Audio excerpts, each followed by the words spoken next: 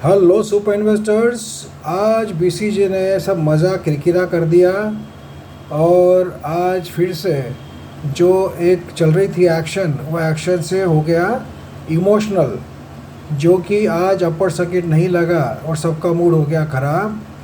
Upper circuit आज क्यों नहीं लगा, क्या हो रहा है? आज अपर मार्केट भी तेज़ था, उसके बावजूद भी अपर सर्किट नहीं लगा।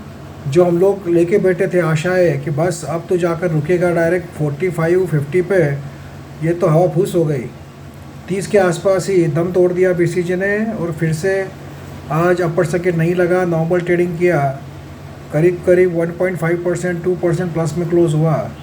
तो थोड़ा सा मायूसी छा गई है ब्राइटकॉम ग्रुप के इन्वेस्टर्स ग्रुप में, सब कम्युनिटी में, और सब लोग ये सोच रहे हैं कि अपर सर्किट क्यों नहीं लगा। आइए जानते हैं अपर सर्किट क्यों नहीं लगा और आगे क्या हो सकता है। ब्राइटकॉम ग्रुप के बारे में बात करने के पहले बता दूं, अगर आपको चाहिए जैकपॉट शेयर या अगर आप चाहते हो आपका पोर्टफोलियो हम लोग हैंडल करें तो उसके लिए व्हाट्सएप करके पूछ सकते हो 9545850000 इस नंबर पर। फ्रेंड्स, ब्राइटकॉम ग्रुप में आज हाई लगाया था 32 रुपीज़ 75 का, लो लगाया था 30 रुपीज़ 20 का एंड क्लोजिंग दिया 31 रुपीज़ 75, जो करीब करीब 1.70% प्लस में क्लोज हुआ। और काफ़ी लोगों ने घबरा कर आज ब्राइटकॉम ग्रुप को बेच दिया, क्योंकि जब नीचे चला गया था 30 रुपीज़ 20 के आसपास तो थोड़ा लोग पैनिक हो गए थे और लोगों ने इसको बेचा। एनएससी पर around 6 crore 11 lakh shares trade हुए, बीएससी पर around 2 crore 34 lakh shares trade हुए, दोनों मिलाकर around 8 crore 45 lakh shares trade हुए, जो कि वॉल्यूम तो बहुत अच्छा खासा हुआ। बट डिलीवरी परसेंटेज की बात करें तो सिर्फ 34% डिलीवरी उठाई गई है आज। मतलब आज भी सिर्फ ट्रेडिंग की ज़्यादा हुई, डिलीवरी कम उठाई गई। जहाँ तक एम ऑर्डर का सवाल है तो एम ऑर्डर लगी हुई है, सेलिंग के लिए लगी हुई है, बाइंग के लिए नहीं लगी हुई है। 7,800 शेयर्स की 7800 शेयर्स की सेलिंग ऑर्डर लगी हुई है, जो कि कोई ख़ास नहीं है। बट जो हमें रोज़ देखते हैं हम लोग कि शेयर में जितना दम है, जितनी ज़्यादा एम ऑर्डर है उतने बढ़ने के चांसेस होते हैं। बट आज थोड़ी हवा निकलती हुई नज़र आई, 7,800 शेयर्स की ही एम ऑर्डर लगी हुई है। तो अब सवाल ये है कि आज अपर सर्किट लगा क्यों नहीं। ये इसलिए लगा नहीं फ्रेंड्स कि प्रॉब्लम क्या था, एनएससी पे और बीएससी पे जो प्राइस डिफरेंस था वो था 30 पैसे का। तो एनएससी पर तो अपर सर्किट लग रहा था बार बार, बट बीएससी पर लगातार सेलिंग चल रही थी पूरा टाइम। बीएससी पर सेलर्स ज़्यादा थे, बायर्स कम थे, और एनएससी पर बायर ज़्यादा थे, सेलर्स कम थे। ऐसा क्यों हो रहा था? क्योंकि जो 30 पैसे का जो प्राइस डिफरेंस था तो लोग एनएससी से बाय कर रहे थे, बीएससी पर बेच रहे थे, एनएससी से बाय कर रहे थे, बीएससी पर बेच रहे थे। तो ये चक्कर में आज अपर सर्किट नहीं लग पाया, क्योंकि अभी ब्राइटकॉम ग्रुप का शेयर है एएसएम स्टेज 3 में। यह है ट्रेड टू ट्रेड सेगमेंट में नहीं है, इसमें इंट्राडे चल रहा है। आज ही ले लो, आज ही बेच दो। तो इसमें क्या होता है, बहुत से ट्रेडर लोग लाखों शेयर्स बाय करते हैं कम रेट में और ज़्यादा रेट में बेच देते हैं। मतलब यहाँ से उठाया वहाँ बेचा, यहाँ से उठाया वहाँ बेचा। ये चक्कर में क्या हो गया, आज अपर सर्किट नहीं लगा, क्योंकि जो इतना बड़ा डिफरेंस था प्राइस में, वो प्राइस का डिफरेंस के कारण कुछ लोगों को 10-20 पैसे भी मिल जाते हैं 8-10 लाख शेयर में, 50 लाख शेयर में, तो बहुत बड़ा अमाउंट बन जाता है उसमें। इसीलिए आज ब्राइटकॉम ग्रुप नॉर्मल ट्रेडिंग करते रहा, अपर सर्किट लगने के बाद टूट गया और दिन भर नॉर्मल ट्रेडिंग करते रहा। हालांकि बीच में काफ़ी नीचे गिर चुका था, फिर से रिकवर भी हुआ, बट नॉर्मल ट्रेडिंग कर रहा था। तो थोड़ा सा आज सब लोगों का मन उदास हो गया, खट्टा हो गया कि भाई अपर सर्किट लगना चाहिए था, क्योंकि अभी एक ही तो थोड़ा सा ही तो अभी मुड़ा था, मुड़ाकर थोड़ा ही ऊपर गया शेयर और अभी हवा निकल गई।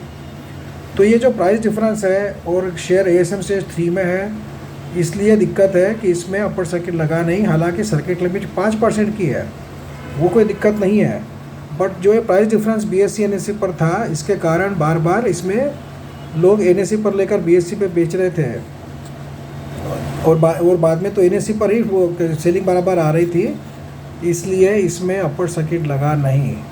अब क्लोजिंग का जो रेट है काफ़ी इंपॉर्टेंट है। एनएससी पर क्लोज हुआ 31 रुपीज़ 75 पैसे पर, बीएससी पर हुआ 31 रुपीज़ 92 पैसे पर।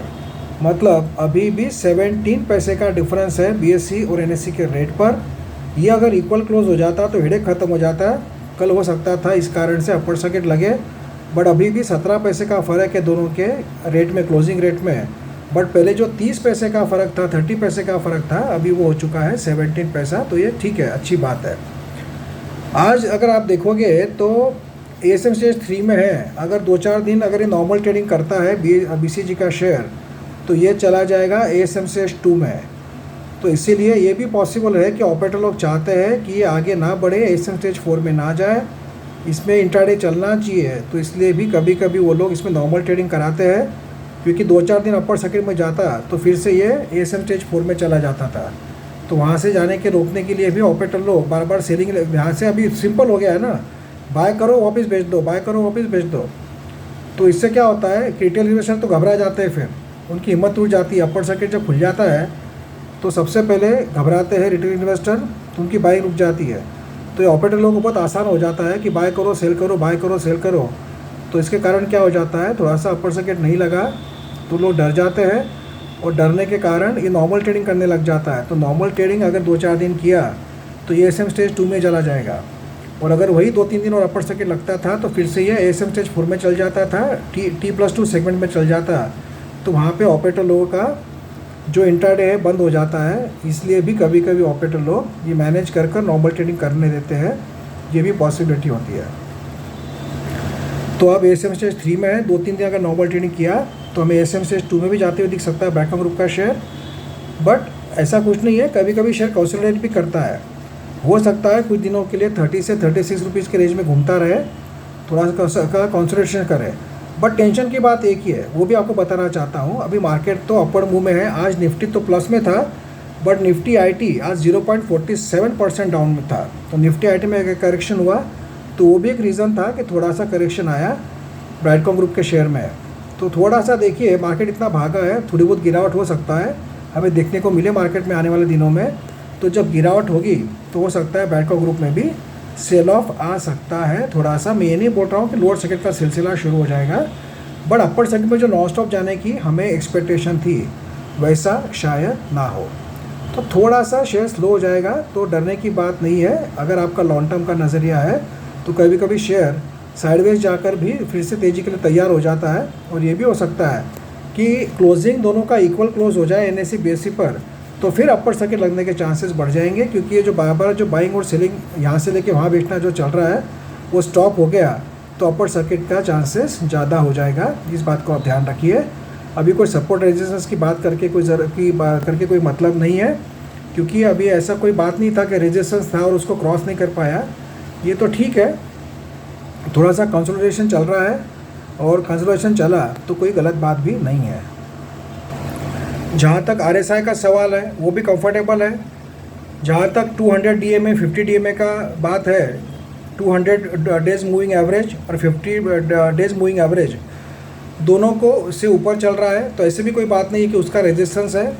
इनफैक्ट 200 DMA को टच कर ही शेयर ने बाउंस लिया था 28 रुपीज़ के आसपास, तो वो कोई दिक्कत नहीं है। तो थोड़ा सा एक तो ये बाइंग सेलिंग जो चल रहा है इंट्राडे में, उसके कारण भी ऊपर जा नहीं पा रहा है, क्योंकि जो ट्रेडर्स होते हैं या जो ऑपरेटर्स होते हैं वो एक ही दिन में प्रॉफिट बुक कर लेते हैं उनको लॉन्ग टर्म से कोई लेना देना होता नहीं है।